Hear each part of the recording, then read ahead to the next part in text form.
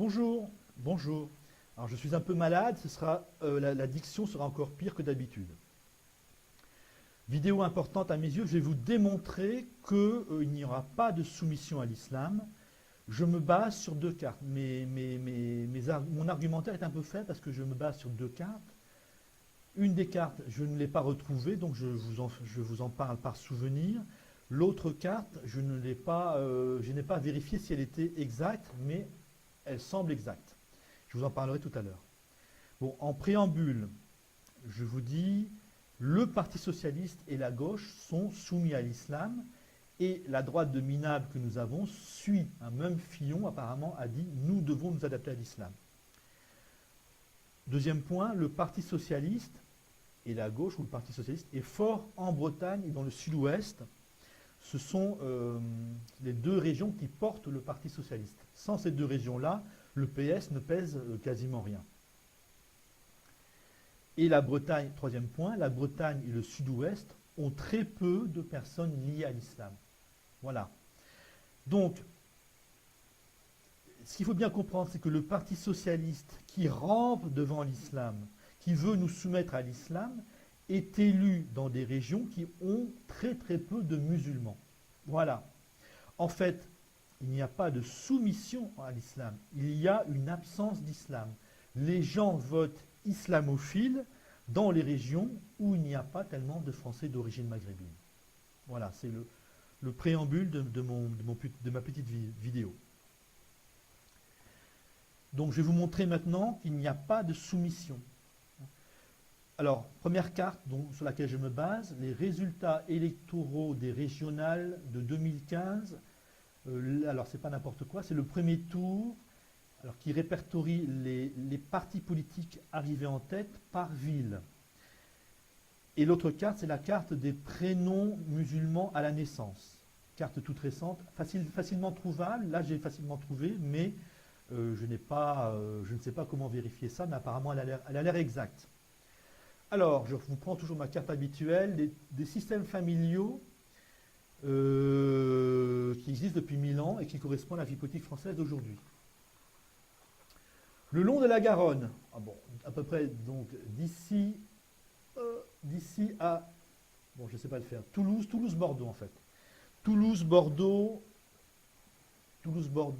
jusqu'à Perpignan, je crois. Donc Toulouse-Bordeaux-Perpignan vote beaucoup pour le Front National, a voté beaucoup pour le Front National au régional de 2015, à mon souvenir, mais j'en suis persuadé. Et c'est tout simplement parce qu'il y a un peu de Français d'origine maghrébine le long de la Garonne. C'est tout simple, c'est vraiment tout simple. Donc plus loin, autour de Tarbes, autour de Périgueux, par exemple, on a 2 fois moins de Français d'origine maghrébine que autour de la Garonne, et ça vote beaucoup pour le Parti socialiste. Donc, dans l'une des grandes régions qui votent pour le Parti socialiste, la présence d'un peu, pas beaucoup, d'un peu de Français d'origine maghrébine fait que le Front National est en tête aux élections régionales. Voilà. Donc, présence de Maghrébins, hop, le PS s'effondre, le Front National monte en puissance. Maintenant, le sud-ouest, le sud-est, autour de Lyon. Autour de Lyon, vous regardez, c'est la même couleur, hein, c'est la même couleur que dans le sud-ouest, c'est la même civilisation. Donc ici, c'est des Français de type allemand qui ont été catholiques, majoritairement, et ici, c'est des Français de type allemand qui ont été majoritairement protestants. Donc la seule différence entre les gens de Lyon et les gens de Toulouse, c'est que les Lyonnais ont choisi le catholicisme et les Toulousains ont choisi le protestantisme. Alors, ce n'est pas aussi simple, mais en gros, c'est ça. Et vous avez les Bretons, qui sont encore une autre civilisation que le sud-ouest, et qui, eux, ont choisi le catholicisme. Donc, je me dis que normalement, dans le sud-est, qui soit devrait ressembler au sud-ouest ou à la Bretagne de passé catholique, ça vote très majoritairement à droite et un peu Front National. Là encore, les gens du sud-ouest, ça confirme que les gens du sud-ouest, quand ils verront plein de Français d'origine maghrébine dans leur région, vont normalement se comporter comme les gens autour de Lyon et voter soit à droite, soit Front National. Voilà, hein, là où il y a des Maghrébins, ça vote à droite, ça vote Front National, et ça cesse de voter pour la gauche. La gauche n'existe que parce qu'il y a des régions encore qui ont très très peu de Français d'origine maghrébine sur leur territoire. Voilà. Alors, pour le sud-ouest, c'est réglé. Hein. Les gens du sud-ouest voteront Front National ou identitaire dès qu'ils auront un peu de Français d'origine maghrébine ou de maghrébins ou de gens musulmans sur leur territoire.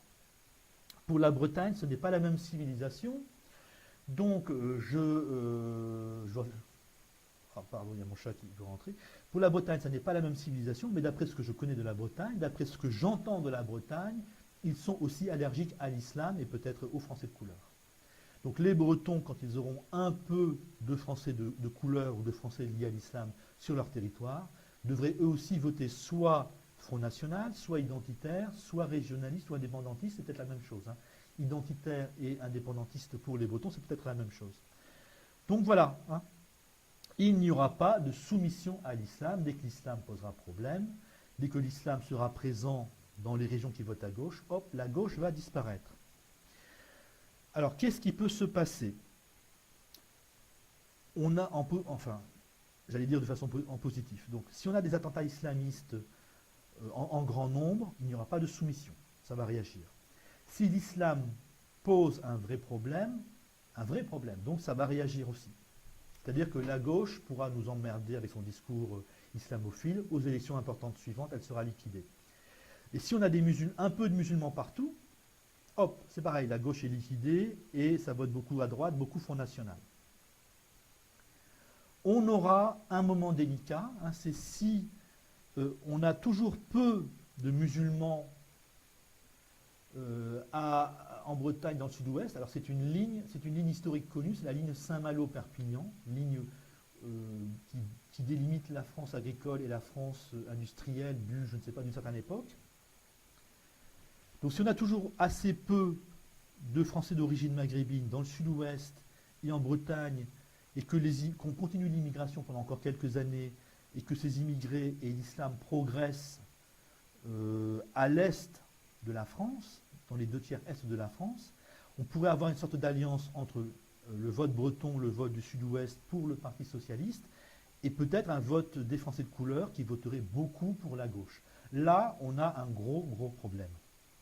Mais c'est assez peu probable. Hein. Si l'islam devient un vrai problème, les musulmans sont de plus en plus nombreux en Bretagne et dans le sud-ouest. Ça sera peut-être assez lent, mais leur nombre augmente.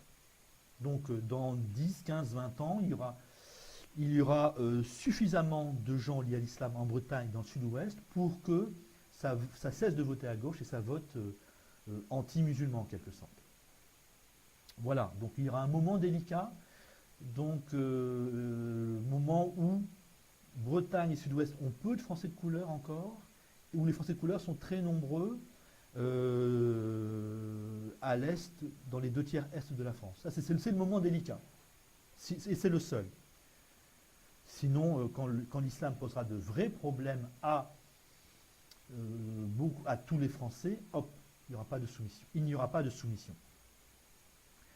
On peut même faire une hypothèse, le vote Parti socialiste est lié à l'absence de Français de couleur ou de Français liés à l'islam. Il n'y en a pas, enfin il y en a très peu. Le vote de droite, en gros, c'est un vote des régions dans lesquelles il y a assez peu de Français liés à l'islam, et le vote, ou de Français de couleur, et le vote Front National est lié à une forte présence de Français de couleur. Ça vote Front National là où il y a beaucoup de Français de couleur, et ça vote Parti socialiste là où il y a très peu de Français de couleur. On a encore des régions où il y a très peu de Français de couleur. Hein, donc l'islam qui nous envahit, ça n'est pas encore le cas, loin de là. Dans l'avenir, on pourrait avoir une totale disparition du Parti socialiste et de la gauche. Donc il suffit que la Bretagne et le sud-ouest aient un peu de Français de couleur, d'ici 10, 15, 20 ans, que les Français de couleur qui ont choisi la France votent français, donc contre la pauvreté, pour ne pas être pauvres, ou ceux qui ont choisi le communautarisme votent noir pour les noirs, ou votent musulmans pour les Français d'origine maghrébine, donc cessent de voter pour le Parti socialiste. Il ne restera plus que les bobos qui, une fois qu'ils seront tout seuls, voteront pour l'argent. Voilà, hein, donc je